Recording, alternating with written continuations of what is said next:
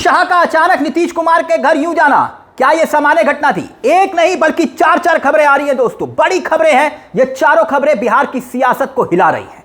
नीतीश कुमार के घर की कुंडी जिस वक्त अमित शाह खटखटा रहे थे, तब ठीक उस वक्त एक खबर और आती है। वो खबर जितिन राम मांझी के बयान को लेकर। वो बयान क्या था और क्यों आखिरकार जितिन राम मांझी ने नीतीश कुमार का समर्थन कर दिया? और तीसरी एक और बड़ी खबर, जिस वक्त अमित शाह ने सीएम के चेहरे को लेकर बयान दिया था ना, और जिस बयान के पीछे उनका लॉजिक था, मुकेश साहनी, क्या उसके पीछे एंगल है? मुकेश साहनी आप कहेंगे वो कैसे, वो भी बताएंगे आपको। चौथी बड़ी बात, बिहार की सियासत में नितिन गडकरी के बयान की भी एंट्री हो गई है। नितिन गडकरी बीजेपी के एक और बड़े चेहरे, सीएम के चेहरे को लेकर उनका बयान क्या बिहार की सियासत को बदलने वाला है? बताएंगे आपको। यानी सियासी घमासान इस वक्त जो चल रहा है, और उसी सियासी घमासान के बीच नीतीश कुमार बीजेपी के सामने एक शर्त रखते हैं। याद करिए, अब एक एक किरदार को याद करिए। आखिरकार अमित शाह एकाएक नहीं गए हैं, इसके पीछे के लॉजिक को समझिए। हमने आपको खबर दिखाई थी कि भाई नीतीश कुमार ने कहा, न्यूज़ 24 की वो खबर थी, एक बार फिर से मैं आपके सामने वो रखना चाहूंगा। न्यूज़ 24 की खबर के मुताबिक, याद करिए, नीतीश कुमार ने कहा था कि नेतृत्व बोलने से काम नहीं चलेगा, मेरे चेहरे का ऐलान करो, ये मेरी शर्त है। और अमित शाह ठीक उसके बाद आज तक के कार्यक्रम में एक मंच पर यह बात बोलते हैं कि विधायक तय करेंगे कि मुख्यमंत्री कौन होगा। नीतीश कुमार को क्या बीजेपी ने किनारे कर दिया? यही सवाल उठ रहा था, यही बवाल था।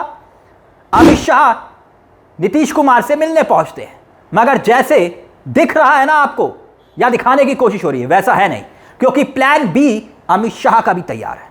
और नितिन गडकरी के बयान पर हम आए, उससे पहले यह भी जान लीजिए कि नीतीश कुमार का भी प्लान बी तैयार है, क्योंकि वो भाप गए कि मोदी और अमित शाह करना क्या चाहते हैं। चिराग पासवान, क्योंकि जब टिकट बंटवारा हुआ, चिराग पासवान को आगे करके नीतीश कुमार को निपटाने की कोशिश हुई।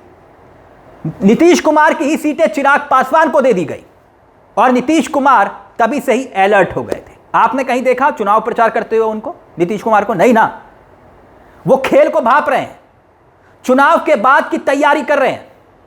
लेकिन इस बीच नितिन गडकरी के बयान पर हम आए, क्योंकि बहुत महत्वपूर्ण बयान है, और सियासत कैसे बिहार की बदल सकती है, और क्या वो बयान दे रहे हैं अमित शाह के बयान के बाद, उस पर हम आएंगे। क्योंकि आप खुद ही सोचिए, नीतीश कुमार के घर पर अचानक से अमित शाह का यूं मुलाकात के लिए पहुंचना, जब कोई कार्यक्रम तय नहीं था। अमित शाह अचानक आखिरकार क्यों पहुंचे? यकीनन कुछ तो चल रहा है, और कुछ चल रहा है, और कुछ चलाने की कोशिश हो रही है, भापने की कोशिश हो रही है एक दूसरे को, कि सब कुछ ठीक चल रहा है, यह दिखाने की कोशिश हो रही है। मगर नीतीश कुमार खेल को समझ रहे हैं, और इसी सीएम के चेहरे को लेकर शाह के बयान के बाद अभी तूफान शांत नहीं हुआ था, एंट्री हो गई जितिन राम मांझी की। मैंने आपको कहा ना, जितिन राम मांझी का बयान भी बहुत दिलचस्प है। अचानक से एक खबर आई, जितिन राम मांझी एनडीए के एक और सहयोगी। जितिन राम मांझी जानते हैं क्या बोले? आपकी स्क्रीन पर यह खबर देखिए।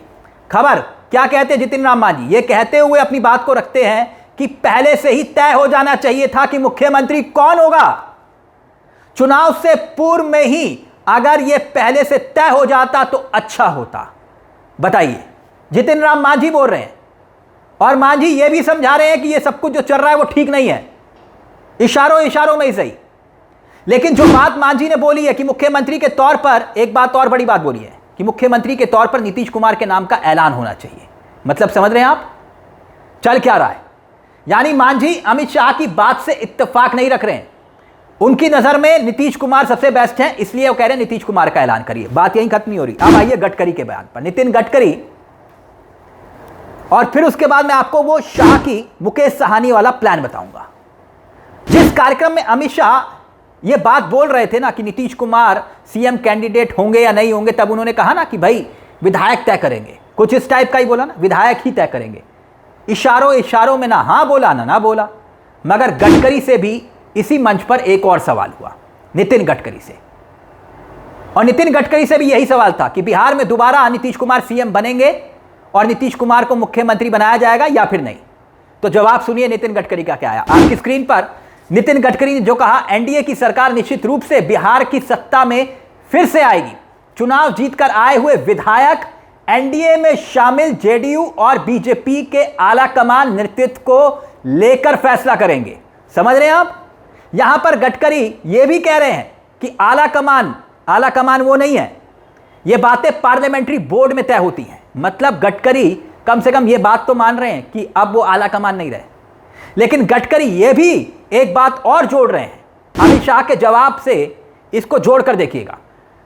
वो कह रहे थे, क्योंकि अमित शाह ने कहा था ना कि भाई फैसला जीते हुए विधायक करेंगे, चुने हुए विधायक दल का नेता चुनेंगे और मुख्यमंत्री वही बनाएंगे। लेकिन यहां गडकरी ने अलग बात बोली है। गडकरी ने कहा है कि जीते हुए विधायक एनडीए में शामिल जेडीयू और बीजेपी आला कमान के नेतृत्व में ही यह फैसला होगा। और मैं तो आला कमान हूं नहीं, गडकरी ने कहा भाई मैं आला कमान थोड़ी ना हूं। अब आप ही सोचिए, इससे ज्यादा बेइज्जती नीतीश कुमार की और क्या होगी? क्या होगी? नीतीश कुमार समझ रहे हैं, वो भाप रहे हैं कि बीजेपी उनके नाम का ऐलान नहीं कर रही है बल्कि इस्तेमाल कर रही है। नीतीश कुमार क्या वाकई में एकनाथ शिंदे बनेंगे? एकनाथ शिंदे वो नहीं बनेंगे, इस बात की भी चर्चाएं हैं, क्योंकि नीतीश कुमार के पास जेब में प्लान बी तैयार है। कहने वाले कह रहे हैं कि भाई कांग्रेस आरजेडी दोनों से संपर्क में है। खबरें उड़ रही हैं, सियासी गलियारों में इस तरह की खबरें उड़ती हैं, मगर बीजेपी ने भी अपना खेल तैयार कर रखा है। अमित शाह ने यूं ही हवा में यह बयान नहीं दिया है, उनके पास भी एक प्लान है, और वो प्लान है मुकेश साहनी। आप कहेंगे कि भाई मुकेश साहनी तो एनडीए का हिस्सा है, वो तो एनडीए में ही तो शामिल है, मगर याद करिए कुछ घंटे पहले क्या हुआ। मुकेश साहनी बिल्कुल गठबंधन तोड़ने के लिए तैयार थे कि इंडिया गठबंधन में नहीं रहना, क्योंकि सीट शेयरिंग का फॉर्मूला ही तय नहीं हुआ था। तय यह हुआ कि 12 बजे यह ऐलान होगा, प्रेस कॉन्फ्रेंस होगी, याद करिए। और फिर यह प्रेस कॉन्फ्रेंस एकाएक टल गई। 4 बजे यह प्रेस कॉन्फ्रेंस का वक्त मुकर्रर किया गया, फिर प्रेस कॉन्फ्रेंस टल गई, 6 बजे का वक्त मुकर्रर हुआ, और इसी बीच एंट्री होती है राहुल गांधी की। ऐन वक्त पर, बिल्कुल ऐन वक्त पर राहुल गांधी फोन घुमाते हैं मुकेश साहनी को। और अब चर्चाएं हैं कि मुकेश मान तो गए हैं, मगर चुनाव के बाद मानेंगे या नहीं मानेंगे इस बात की गारंटी नहीं है। शाह अगर चिराग पासवान, जितिन राम मांझी, उपेंद्र कुशवाहा के साथ मिलकर अगर नंबर हासिल कर लेते हैं, वो करीब पहुंचते हैं सत्ता बनाने के, तो मुकेश साहनी की भी एंट्री एनडीए में हो सकती है। यह बात क्यों? यह बात हवा में नहीं, 2020 के वाक्य को याद करिए। 2020 में मुकेश साहनी एनडीए का हिस्सा थे, 11 सीटें मिली थी, 11 सीटें, और 4 विधायक जीत कर आए थे। मगर बीजेपी ने इनके साथ भी खेल कर दिया था, क्योंकि 4 में से 1 विधायक का निधन हो गया था और 3 बचे थे, और तीनों बीजेपी ले उड़ी। तीनों विधायक बीजेपी में शामिल हो गए, और अक्सर ऐसा होता आया है। भारतीय जनता पार्टी की सियासत भी यही है। और ऐसे में शाह किसी भी हाल में अगर बिहार में अपना सीएम बनाना चाहते हैं, और अगर मुकेश साहनी भी अपने विधायक जिताने में कामयाब हो गए, तो क्या वो भी एनडीए का हिस्सा बन सकते हैं? क्योंकि यहां नाराजगी खत्म नहीं हुई है, यहां मजबूरी में गठबंधन में है। तो क्या वाकई में पिक्चर अभी बाकी है? अभी देखिए दोस्तों, बहुत कुछ होना है, बहुत कुछ घटना है बिहार की सियासत में। इसीलिए मैंने कहा कि यह अभी ट्रेलर है, पिक्चर अभी बाकी है। इस मुद्दे को लेकर दोस्तों आपकी क्या राय है कि अचानक, बिल्कुल अचानक नीतीश कुमार के घर की कुंडी क्यों खटखटाई अमित शाह ने?